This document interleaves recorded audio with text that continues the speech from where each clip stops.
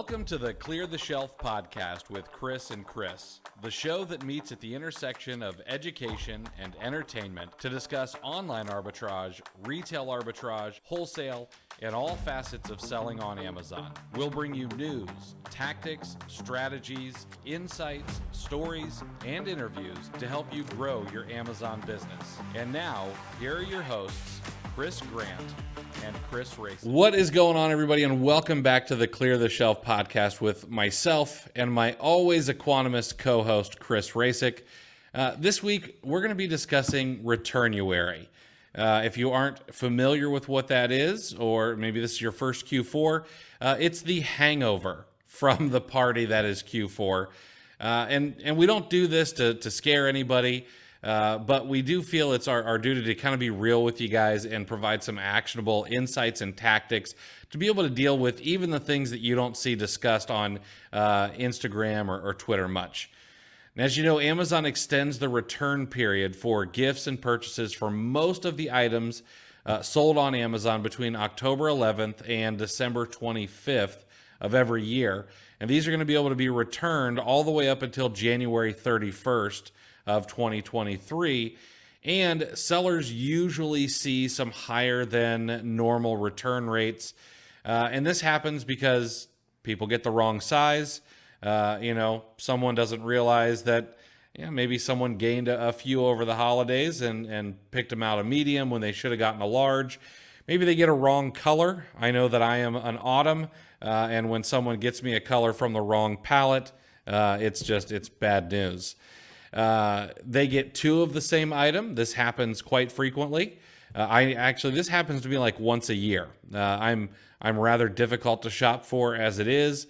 And so the very small amount of gifts that are out there as, okay to purchase, there'll be two people who get me one, and I accept them. And then one of them ends up getting returned, or people just think that Uncle Chad's a jerk and they don't want his gift. And so they'd rather return it. So it's up to us sellers to kind of have a plan in place to try and get as much out of the returns as possible. And it's also up to us to have the ability to just come to terms with the fact that some of this stuff's going to end up in a donation pile or even the wastebasket. And so today we're going to talk about some ways that we can weather Returnuary with both your sanity and your P&L statement intact. For the most part, anyway. But before we get to that, we've got some news of the week, and we're going to change it up a little bit. And Chris has a topic for us this week. So what you got going on for us, man? News of the week. We've said it before on the podcast that there are lies, damned lies, and statistics. But I love news with lots of stats. I'm just kind of a stat head in general. And this one I don't think will disappoint. We have, according to Capterra, 50% of Amazon sellers surveyed think that Amazon fees are unfair. I remember this popping up on Seller Central on their little poll. And I think I'm part of the 50%, if I remember my answer correctly. 50% of FBA users say Amazon fees are unfair to small business owners, including 54% of those who joined Amazon in just the last 5 years. 48% of small retailers currently selling products through Amazon FBA say the platform's holiday peak fulfillment fee will make their business less profitable. Only 48%? Right. How is that, how is that not a no-brainer, right? In response to the fee hike, 54% of FBA users said they will raise prices. 99% of sellers surveyed say they plan to branch out to other marketplaces in 2023. Popular choices being Walmart, Google Shopping, Facebook Marketplace, among others. Half said they will start selling on Google Shopping, eBay, and Facebook Marketplace. Another 47% will sell on Walmart Marketplace. And currently 49% of FBA users also sell products on social media. In 2023, 54% plan to sell on Facebook Marketplace, and many more could join Instagram and maybe TikTok if it doesn't end up getting banned in the US. That live shopping, I know my wife takes part. She's on that train for sure. Interesting. I would imagine that live shopping could really gain some ground. I'm surprised that it hasn't yet. You know, Hmm. I mean, I don't know. HSN and QVC are still on TV, Right. so there's obviously a market for it. And with the fact Yep. that everyone's got, a TV and a computer in their hand, I'm really surprised that we don't have like China level of live shopping here in the States yet. I don't like, what's it going to take? Right. And as good as the TikTok algorithm is, how easy would it be to slide in something real quick? I mean, yeah. And then something to watch. Amazon, they rolled out their TikTok, whatever their version is. So it'll be interesting Yeah. to watch what they do with that. Mm-hmm. So, and then this last bit of the news, only 31% of sellers currently list their inventory on other platforms besides Amazon. So this really could be a huge shift and a boon to other marketplaces like Walmart, looking to capture some market share. So, Mm-hmm. we hinted at this before. Maybe the rumblings are there that if the seller count starts dropping with Amazon, it's maybe this is the beginning of a momentum shift. Mm-hmm. Yeah, it absolutely could be, especially going into next year and the way that I, I don't think that 26 week thing is really going to be too big of a deal, like it sounds like, but yeah, it's interesting. First of all, I'm surprised that only 47% of people say that they want to move to Walmart Marketplace, while 50% of people say they want to go to Google Shopping, eBay, and Facebook. I I don't think everyone's like actually looking at the numbers and how many people are actually on each one of those marketplaces, because Walmart is obviously number two in this country, even over eBay and all of that. I think anybody who says they want to move and start selling on Facebook Marketplace hasn't sold anything on Facebook Marketplace. Oh yeah. So I mean, when Facebook Marketplace, was newer or newish, uh, I know that I sold there for a while, and I'll be quite honest, I just wanted to test it, so I was drop shipping. But honestly, dealing dealing with customers that frequently, because you've got to, they want to know, is it still available and do you ship and all of that stuff. It's very labor intensive. It's not fun.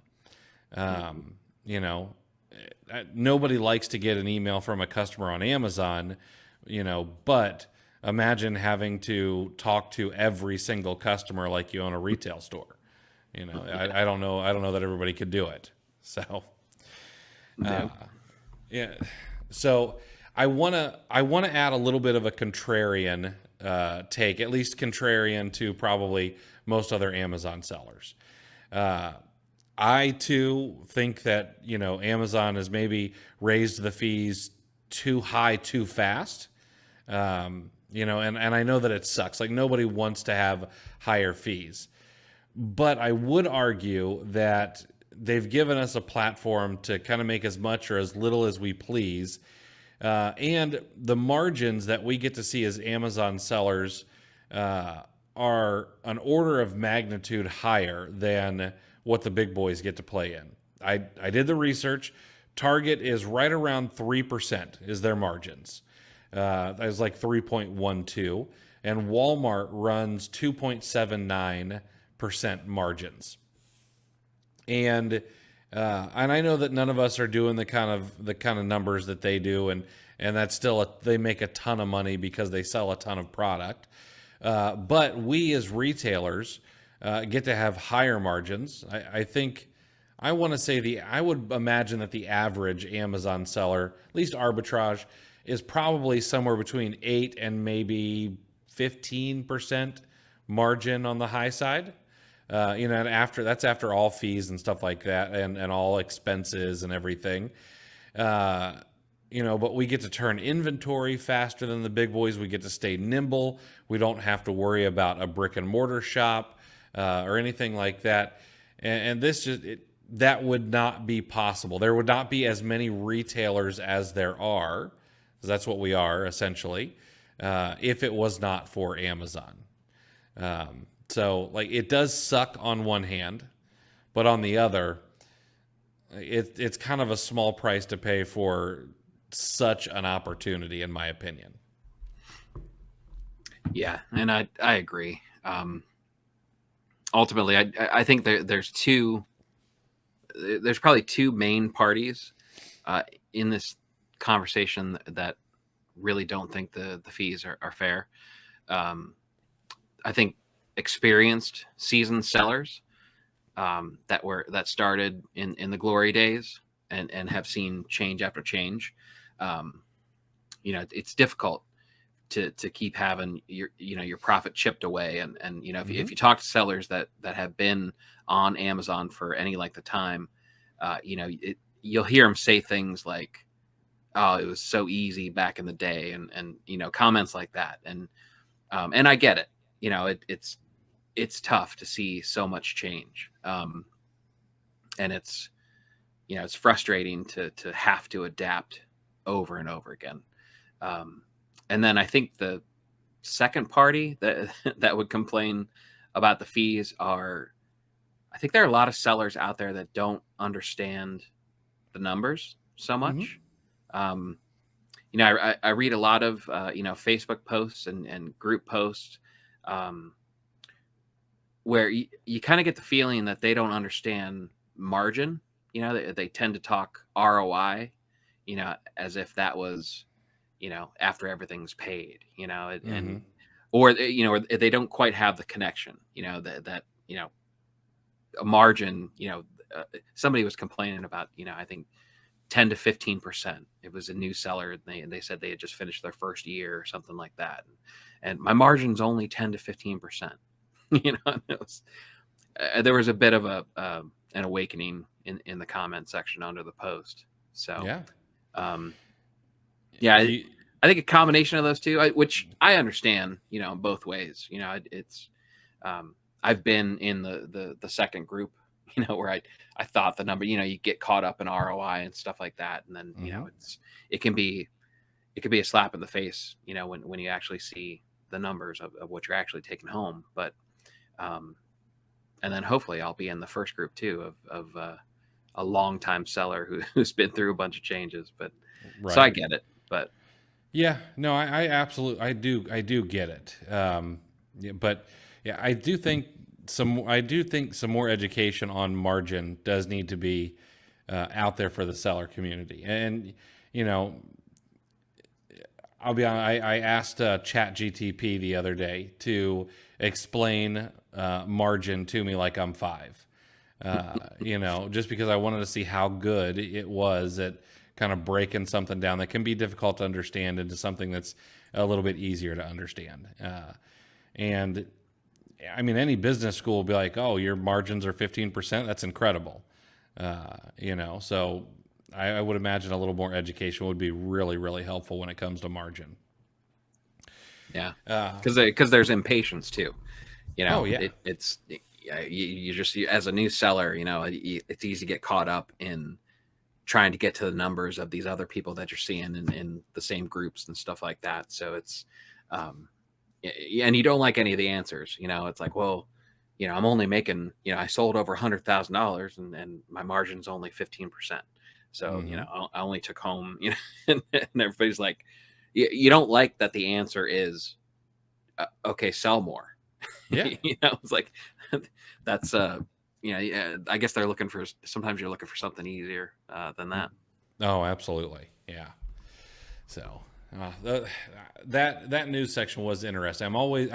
I like it when they do those kind of breakdowns and kind of take Amazon sellers kind of temperature. I am not familiar with Capterra. I can't remember what they do exactly.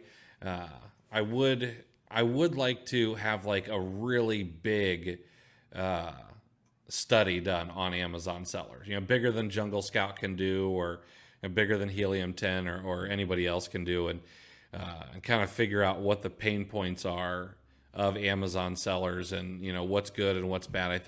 I think there'd be some really interesting things that come out from a study like that. But I don't know anybody who would undertake that kind of thing. Yeah, those are some of the insights that you get networking. That's what makes it so important. Absolutely.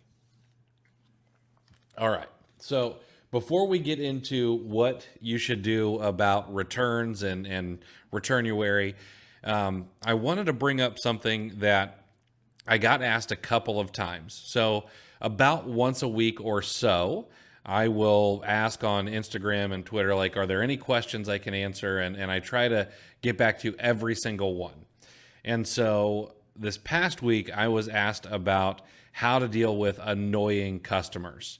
And I then ended up writing a Twitter thread on it because I think that we need to reframe the annoying customer every now and again, or the Chad and the Karen that you're going to end up dealing with. And if you sell on Amazon long enough, especially in Q4, you're gonna come across one of these folks who has just grown weary of yelling at the local Target manager, and they decide to take aim at you for ruining Johnny's Christmas for one reason or another. And so there's a couple things I want you to think about. Number one, don't take it personally. Yes, I know that you have a storefront name on Amazon, but essentially they have purchased from kind of a faceless, nameless business. They think they just bought from Amazon, and they didn't buy from Sally, who owns Sally's odds and ends on Amazon. They don't realize that there's a real small business owner on the other end, and so that email that you get in all caps is not necessarily yelling at you, but it's yelling at the situation. So that kind of reframe can kind of lower your defenses a little bit. Two, I would implore you to lead with empathy. It's not necessarily what's in everybody's nature. It took me a long time to kind of understand how to do it, but it's a stressful time of year. I read a study that binge drinking goes up like 3 to 4 times during the holidays compared to what it is during the rest of the year. And so it's stressful for everybody. We have no idea what the person on the other end of that email is dealing with. And frustration about a gift being incorrect or ordering the wrong thing could be a big deal to a family under a lot of strain. I always try to figure that, it's like a divorced dad on the other end who is trying to absolutely crush it for Christmas, and he gets the wrong thing, and that's kind of the way it is. Number 3, another way to reframe it is they are paying the bills. I really try to make sure to treat any customer as well as possible, because what they're buying is hopefully providing you with some profit. Those profits feed you, they house you, they clothe you, and they take care of your family as well. And when I put that into perspective, I can often deal with what is probably misplaced anger. The fourth thing I would suggest is take a minute.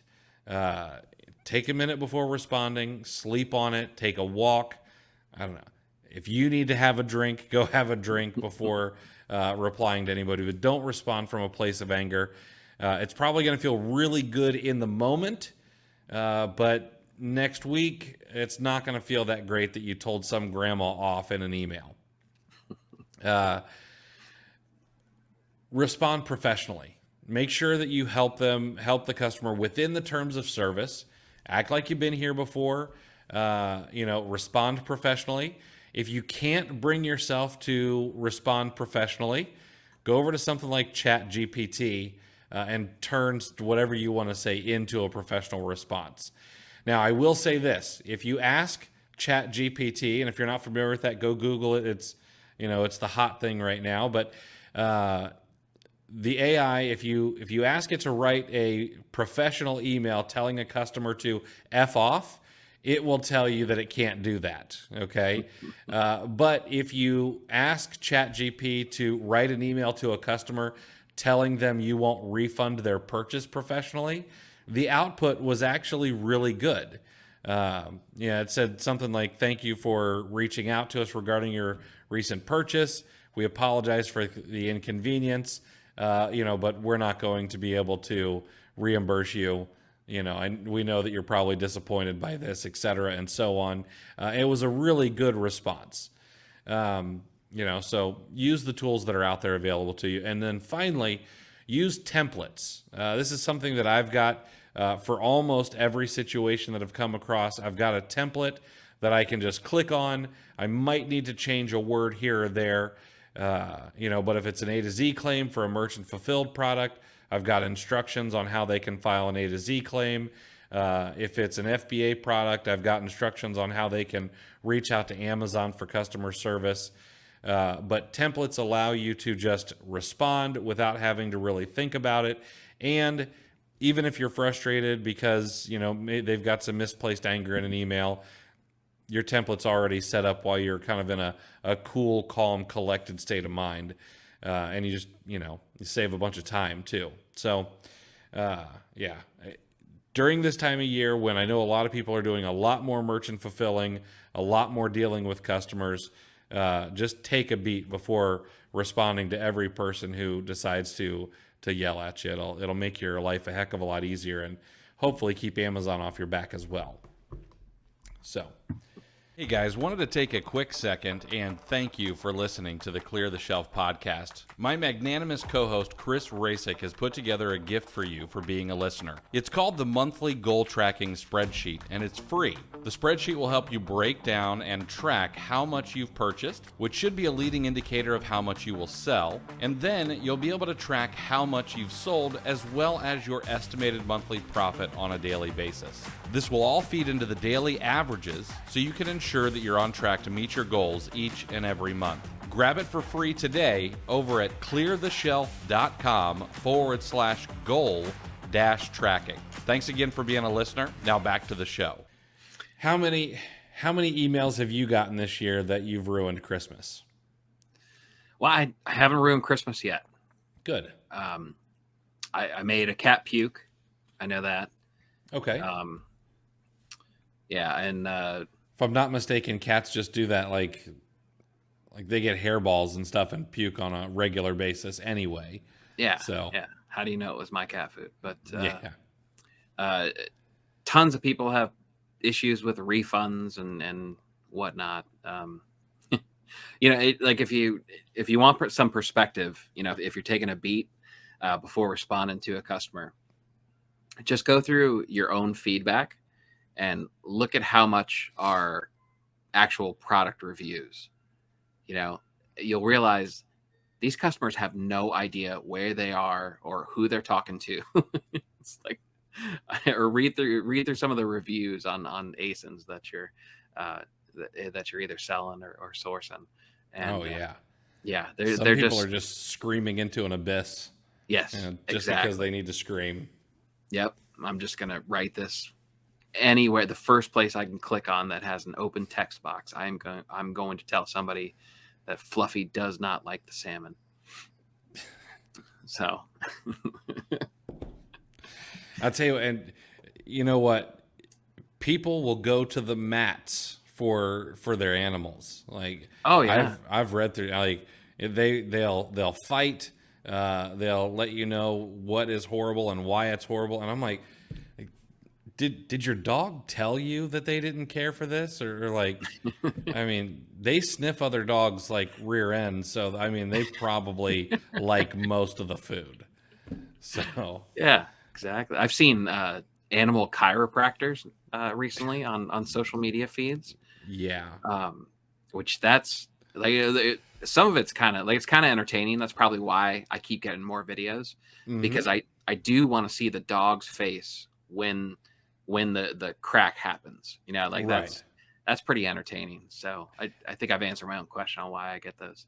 I'd like to know, and they'll never show this, of course, because it's not good entertainment. But I'd like to know how many of those dogs get their neck cracked, and then turn around and bite the animal chiropractor. You know, Right. so There was this one guy was doing snakes. Like you could not pay me. I don't even want to be in the same room as a snake, even if it's in like an aquarium. I am nope. certainly not massaging it or cracking any bones or yeah, no. Nope. I was out back and a snake slithered over my foot, and I thought we were gonna have to burn the house down. Like it was, that was the first thought I had. Is like, oh well, it was nice while it lasted, but this house and all of its contents must burn to the ground, and we have to leave. Yep. Yeah, I'm not okay with that. All right, let's talk a little bit about some good ways to return or to deal with returns after Q4. Um, I think there's a lot of them, and there's been some that I find interesting from other people. I'll start off here. The first one is a quote unquote warehouse sale. Uh, I've had some friends back in Ohio, and I know some other people that do this, but they'll have a warehouse sale after Christmas. A lot of people still want to buy stuff. Maybe they couldn't get a hold of it. Maybe it was more expensive than they wanted. But if you take all of your returns, and all of your inventory that you've had to recall or anything like that, and essentially have a garage sale, you'd be surprised how much money that you can make. I absolutely cannot stand putting garage sales on. I think it's I just don't like it. But the last one that we did, I think we made like $1,200. In an afternoon. It wasn't all day. It was an afternoon, and we sold We sold some inventory. We sold some used things. We sold some clothes out of the house. Clothes, used clothes, they're not worth anything at a garage sale. But all of the inventory and stuff, we were able to sell for a fairly decent price. And I've known some people who absolutely have sold like $5,000, $6,000 at these kinds of sales. It's been big numbers. But you can have a warehouse sale, and it doesn't always necessarily need to be like at your warehouse or your garage. There are like pop-ups that sell like kids' clothes and stuff like that. I can't think of the name of it off the top of my head. But there's like a national company that goes around to different towns and sets up like this pop-up shop at fairgrounds and stuff, and you can sell your stuff there. It used to just be clothes, but now they do toys and all kinds of stuff, and people spend a ton of money there. They feel like they're getting a deal, and I've known people make thousands of dollars doing that. So think outside the box. Heck, you could even work it out with a local auctioneer, and have people go to an auction house and actually auction or do an auction style sale for your things. You'd be surprised how much people will pay at an auction for stuff. It's not just $1 and $2 stuff that gets sold there. Yeah, and similar, the places that we talked about earlier, about where people are expanding to. You could even find avenues there, like I know in Facebook Marketplace, and or if you join groups, like I'm in a couple different garage sale Facebook groups, and it's gaining in popularity. However, like not only I joined it to find garage sales, and kind of keep tabs on stuff to flip on eBay and whatnot, but there are plenty of people.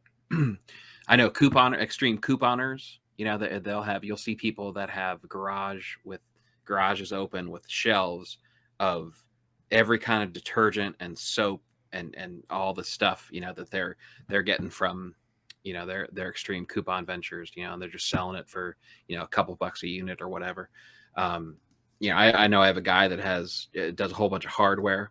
I think he might be, Brixie specialist or something similar to that, but he's always selling discounted tools and whatnot.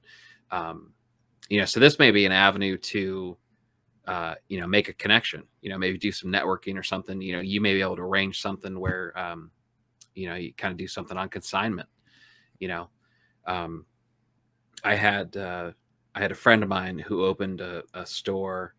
It was essentially an Amazon return store, um, and I actually unloaded some of my death pile um, at his store. We just kind of arranged a price and of what worked, and I got to move it out. I got a little bit of capital back, and there was less clutter in my house, which is another big reason that, that these are so worthwhile. Is think about all the space or the reduction of the death pile. It's a good feeling. Yeah, absolutely. I think the other thing we should talk about is not everything tanks. So you're going to get some returns. We know that 100%. But a lot of those returns are actually going to be resellable. You're going to be able to send them right back into Amazon. If it's FBA, Amazon might just throw it right back into your inventory. And not everything tanks. Some things will actually go higher in price during January because maybe they're really in demand. But then you're going to see some things, let's say candy canes, for example. There's going to be a lot of people who are like, you know what, I need to be out of my candy cane stash. And so you're going to see the price tank. However, if you're willing to hold just a little bit longer, those prices tend to come back up a little bit as the seller count goes down. And so make sure that you're looking at Keepa before you decide what to do with your return. Maybe another marketplace is the way to go, but maybe throwing it right back on Amazon is actually the thing to do, if at all possible. Making sure, of course, that it's not been used or anything like that. Have you noticed that, or I guess how often do you see something like that? I always love the after event discounts. Mm-hmm. I love that kind of thing, like Halloween candy after Halloween. The first discount is 50%. Wait a couple days, maybe a week, it'll be 75% off. Or I remember the one year, I think it was right after Easter. They just put them on a pallet, and it was like, it looked like a Gaylord. That you see the books come in, but it was Brock's jelly beans, and Walmart had marked them down to $1 a bag. Oh yeah. And I got a very quick lesson on how heavy jelly beans actually are in large quantities. But so I threw them on small and light. This stuff still sells. The one year you mentioned candy canes. One year I went heavy on those. It's amazing. I don't know who these people are, but I was selling candy canes in February and March. And maybe it's some sort of flavor or maybe it's the marketplace, like you talked about earlier, is Amazon. Before I got into the business and became jaded like I am now, Amazon was the place to go because they had everything. Yes. So you have somebody who has some sort of conversation, and they've dried out from the increase in binge drinking that they did in December, and they're finally hitting the sauce again in March, and they go, oh, you remember those Fruit Loop candy canes? And you have some sort of conversation, and next thing you know, you're in the search bar on the Amazon shopping app, and lo and behold, there they are. And some of those people are going to purchase them. It's like it happens. Like stuff still sells. Oh yeah. We'll get to it later, but I don't understand these sellers that like basically sound like they're closing up shop, in second or third week of December. Like, like stuff. Amazon doesn't just shut down. They just turn the lights off. They're like, hey, we're taking Christmas break. We'll see you a couple days into January. That doesn't happen. Yeah, no, not at all. Let's talk about some other marketplaces you can use. We have already bashed Facebook Marketplace a little bit earlier, but that is a place that you can sell some of your returns, whether they're brand new, or maybe they're a little beat up, a little banged up. You should be able to sell them locally. One of the nice things about Facebook Marketplace, if there are many, but one of the things I like, it's cash. A lot of times you can, like, hey, listen, I only do cash, and nothing wrong with sliding a little cash in the pocket.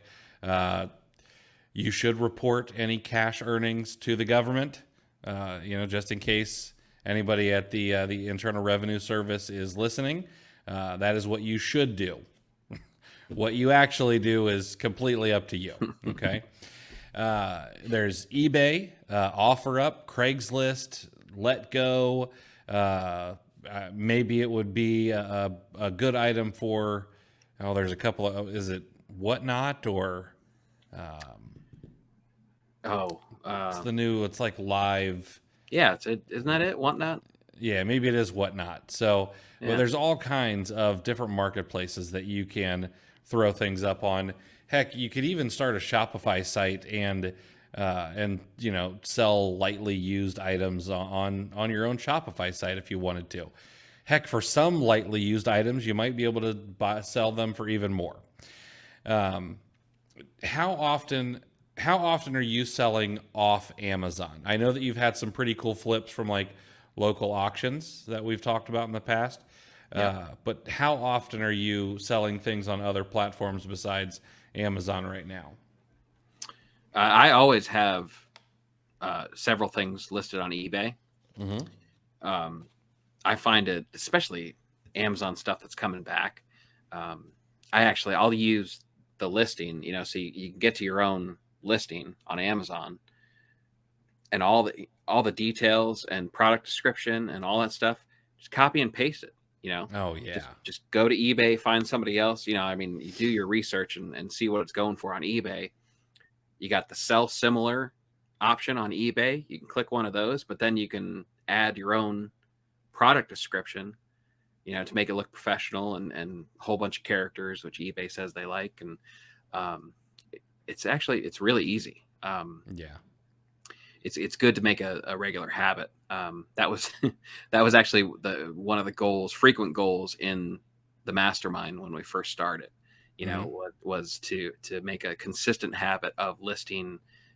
Like if when we were meeting weekly, be like, okay, by next Monday I want to have 10 new eBay listings up and live.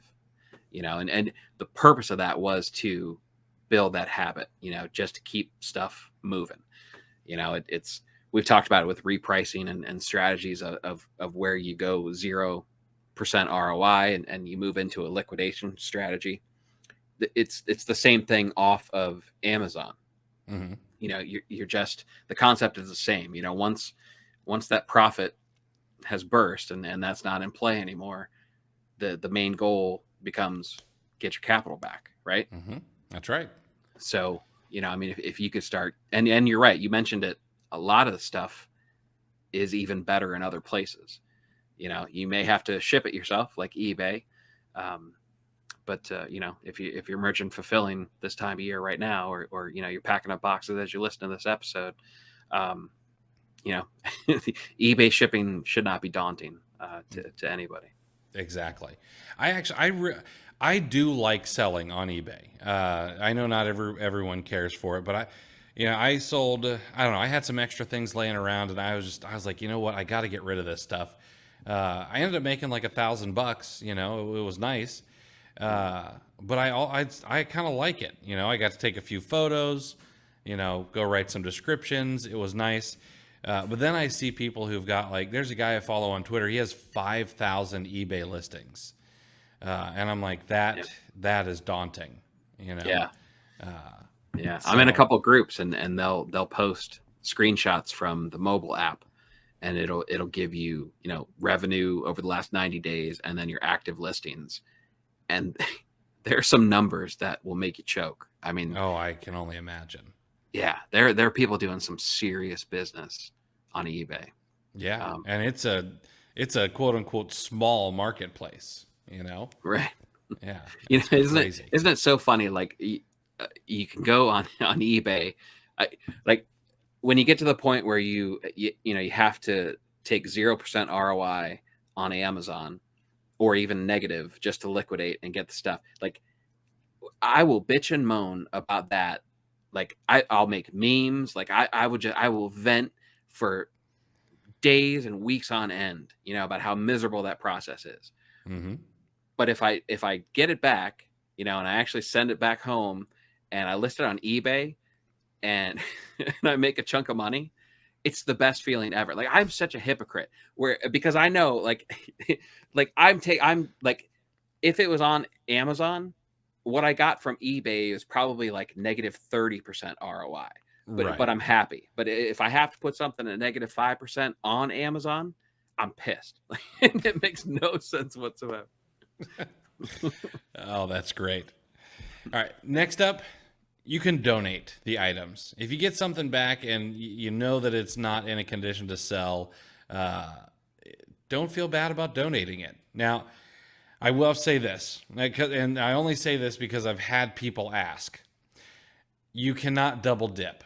You can't, when you bought the item, you took it off as an expense, as cost of goods sold. All right.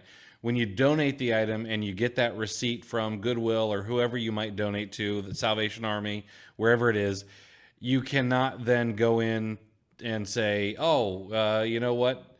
The IRS rule is like a $5 deduction for every T-shirt that you donate. If I'm not mistaken, that's the actual IRS rule. It's like $5 deduction for a T-shirt. I think it's like $7 or $8 for an Oxford, et cetera, and so on. They've got a whole list of stuff. You cannot double dip on your taxes. So don't try it. Someone will look at it eventually and maybe get away with it for a couple of years, but eventually they're going to be like, oh, this person has a ton of donation expenses every single year. Maybe we ought to look at that a little bit closer. All right. The other thing is, you could give stuff to family or friends. Something we used to do is for makeup items or beauty products that we would get returned to us, where maybe the box was damaged, but you could tell that everything inside was just fine. Maybe a makeup palette came back with a broken powder thing inside of it, or maybe a box came back and it was all bent out of shape, but you could tell that the eyeliner had never been used. Well, we would do a couple of things. One, my wife gets first pick of that stuff. If it's a brand she likes or a color she likes, she's like, okay, that one's mine. I'll take that. The other thing is that we would put it in the guest room so that people could use it while they're here visiting. And then my wife would just give it to girlfriends and stuff like that. Who, we typically sell a little bit higher end makeup. It's not sell some drugstore makeup, but typically I try to stick to some higher end brands. And so, my wife can hand that stuff out like crazy, and women are happy to get it. So. Yeah. Well, I mean, Chris, I can tell. I've always admired your pores. So well, thank you. It's clear you use high end stuff. I absolutely. I don't even know the name of all the stuff we sell, but I will go into the makeup store with my wife, and I'm listening to all the things they're saying, and I'm like, it sounds like you're getting ready to prep drywall, but I can't say that out loud at the store. No, don't say that. But yeah, or if you have a significant other, I know my wife. I do a fair amount of grocery, and the break room at the hospital that she works at, always has something interesting to snack on, or candy or something like that. So that's an option too. And when I was doing it part time and I had a full time job, I'd definitely take stuff in to work and just give it away too. Yeah, so. Absolutely. Yeah, there's always somebody who's more than happy to get something. Yeah. Now, I can't remember if this was last week when we talked about this or the week before, but I'm going to bring this up again. If you get something returned to you, and you're within the time frame that you could return it to where you bought it from, please don't do that. again, I wrote a whole Twitter thread about this. I put it in my weekly email. I've got to.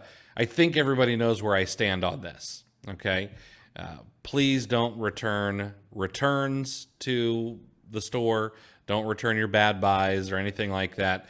It might feel good for the bottom line, okay, but long term, it will not be a good thing for A, your business, and B, resellers in general. Um, yeah, I just, please don't do that, okay? And I get that it might suck, and you might not like it, and you especially might not like it that we're bringing it up, but it's just not the right move.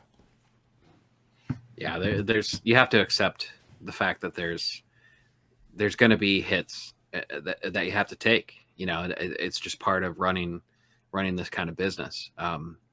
It's not even just this scenario. I mean, it's people.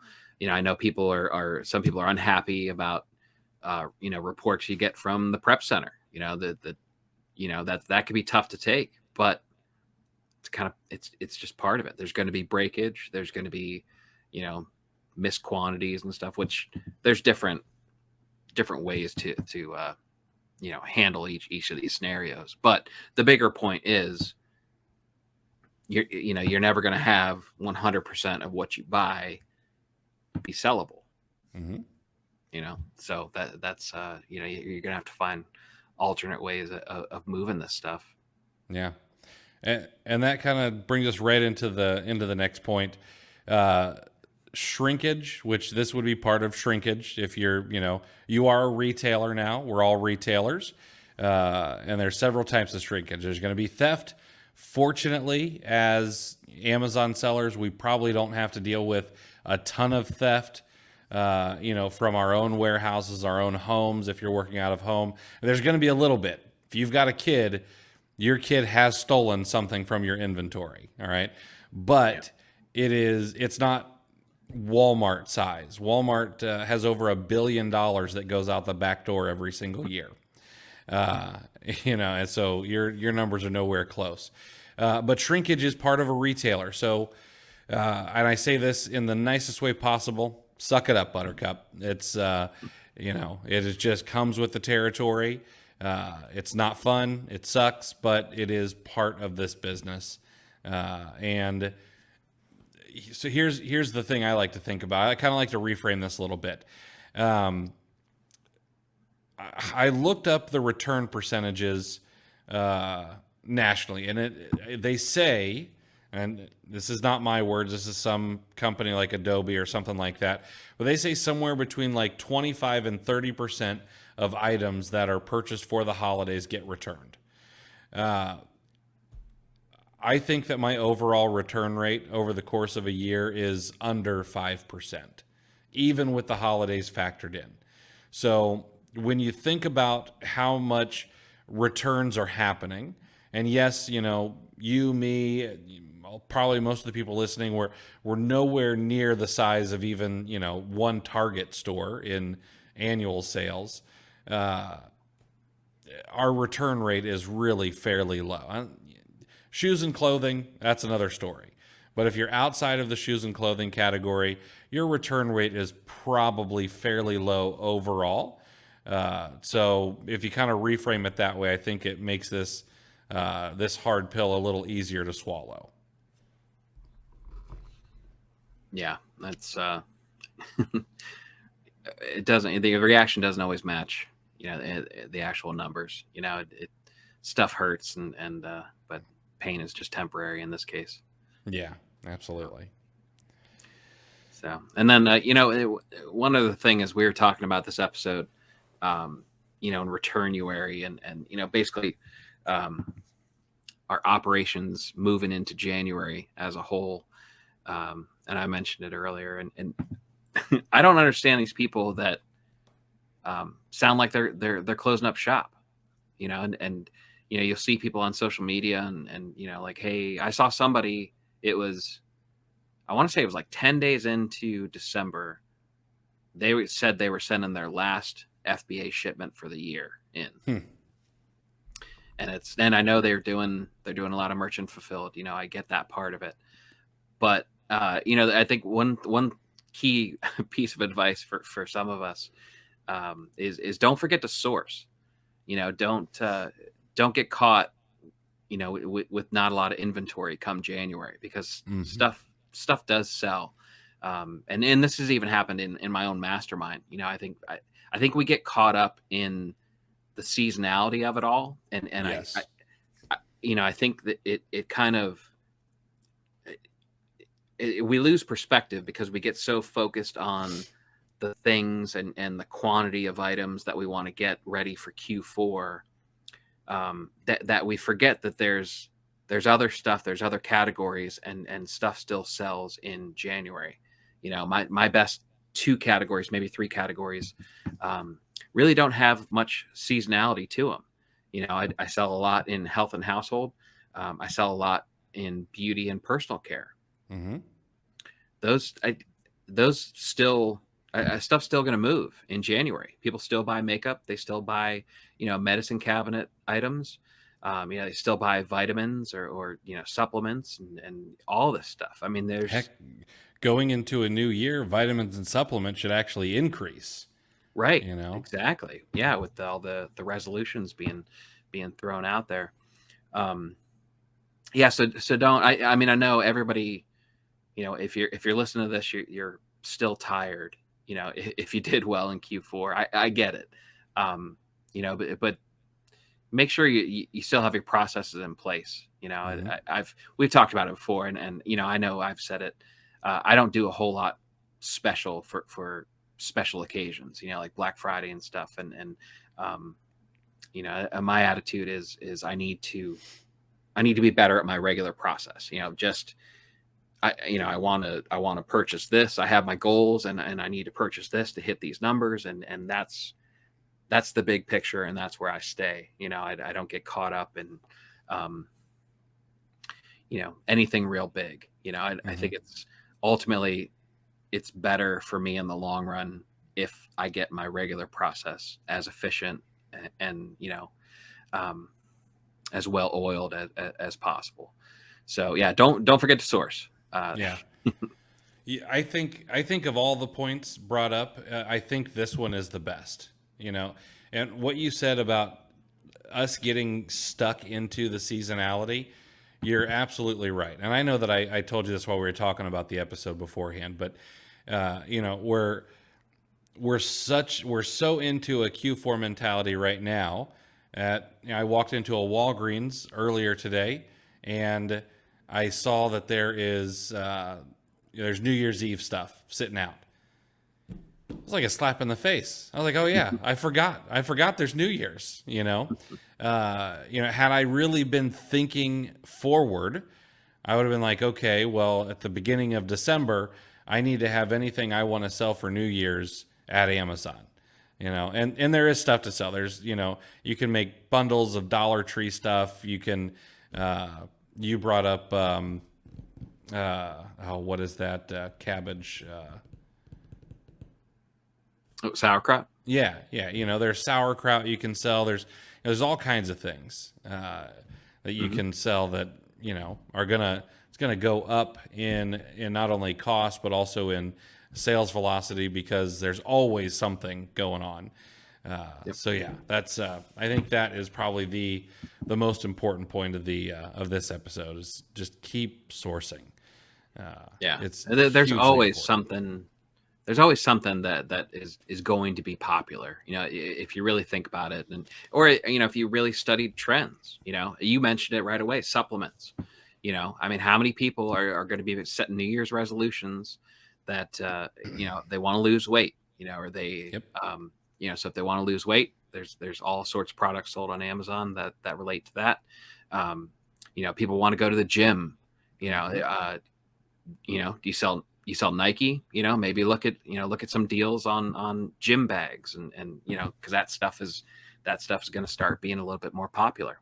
Yeah. Um, and then we move right into Valentine's Day, and so now you're selling chocolate, and then we're getting close to the end of the meltable season, and throw Easter in there. There's always something, so Always. which is kind of makes the bigger point that your process as a whole, just, keep pumping. I was talking to somebody and we were talking about the seasonality of it. And, I made the point, like, I, I think a lot of sellers look at bigger sellers and we Mm-hmm. kind of, that's where we want to be. And, we use it as inspiration and, if you feel yourself kind of slacking after the bulk of Q4 is over, just remember that if there's a seller that is selling the numbers that you eventually want to get to, they're going to do that in January too. Like, so if you're selling $25,000 a month and you can't wait till you get to 50,000 a month or 100,000 a month, or if you're scrolling through social media and they're showing that you're seeing these screenshots of 12-month views on from Seller Central and whatnot, take a look at what the bar looks like in January. See what they did. You don't. The new sellers are the ones that have these real steep inclines. Mm-hmm. The ones that are killing it, on a yearly basis, there isn't that much disparity month to month. They've got their process down and they just keep going. And that's probably what the lesson that you should take from, these screenshots that you're idolizing and setting goals with. Exactly. So for everybody who's listened this far into the podcast, before we wrap it up, I'll give you a little tip. Chris talked about people wanting to lose weight, wanting to go to the gym, things like gym bags. East Bay is going out of business.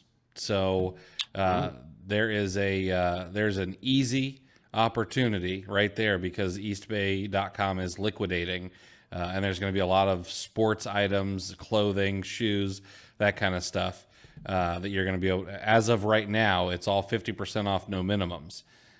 So should be an easy way to make a few bucks. While they're still in business, they're going to be in business till about the end of January. Just a little bit longer than it takes people to quit their New Year's resolutions.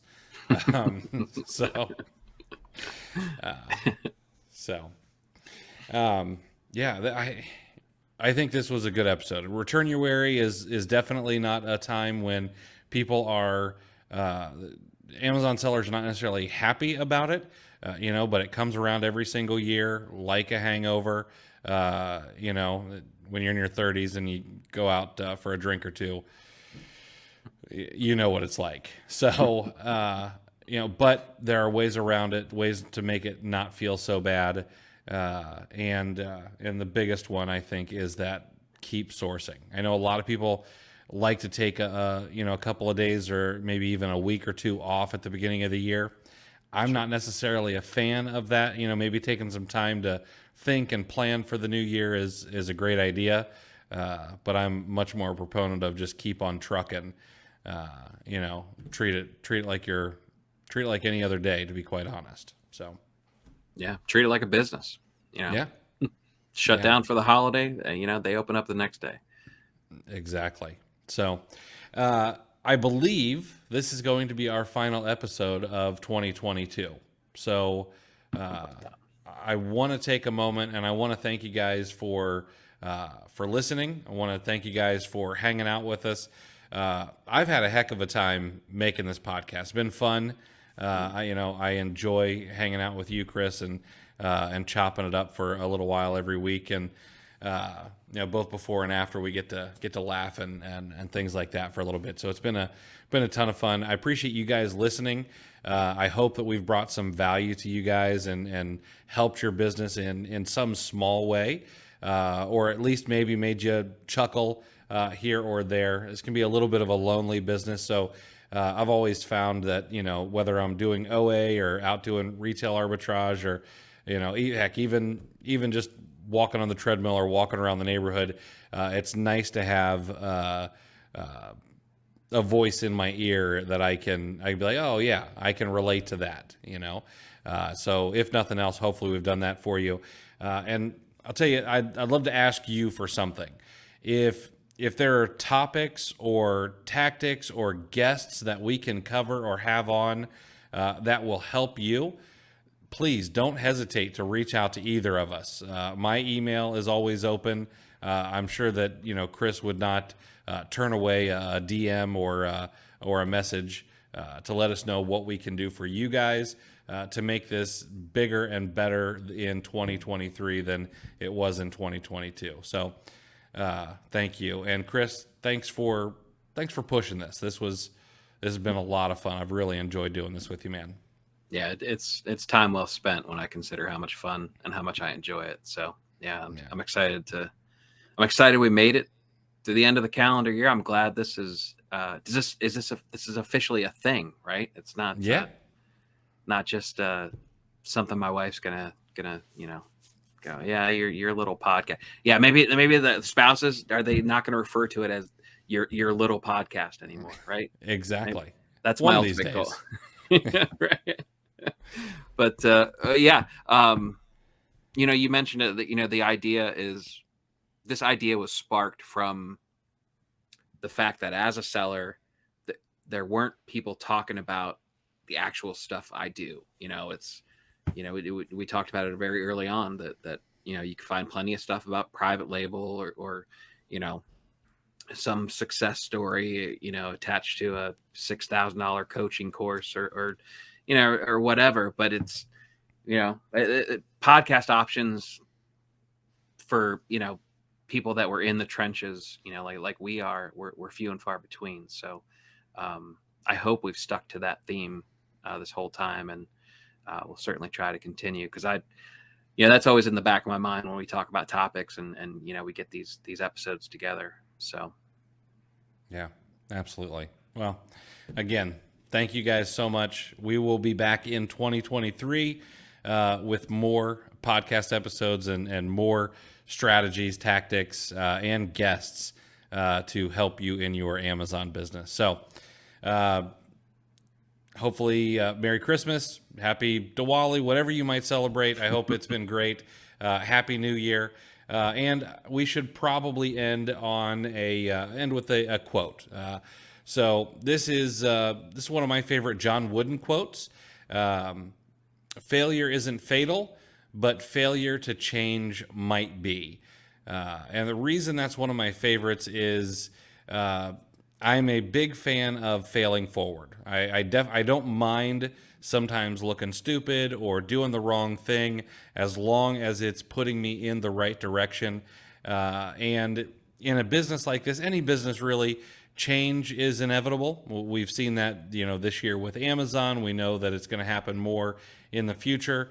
And we've got to be willing to be malleable and change with, with the things that are going on. I think we're going to see some really cool things over the next couple of years out of, e-commerce and live shopping, and however we might be able to implement artificial intelligence into our businesses. And then we're also going to see some things that we don't necessarily like more fee increases and things like maybe harsher customers, things like that. But as long as we're willing to change and willing to take the chance to fail and learn from it, we can always get ahead. So that's it for us. All right, guys, take it easy, and we'll see you guys in the next show. Thanks for listening to Clear the Shelf with Chris and Chris. If you enjoyed this episode, please take a screenshot on your phone and share to Facebook, Instagram, or your favorite FBA group, and be sure to tag me and let me know why you liked it and what you'd like to hear more from us in the future. Also, I'd like to give you some free gifts for listening. Head over to rabbittrailchallenge.com and repricerchallenge.com for some free courses to further your business. Thanks for listening.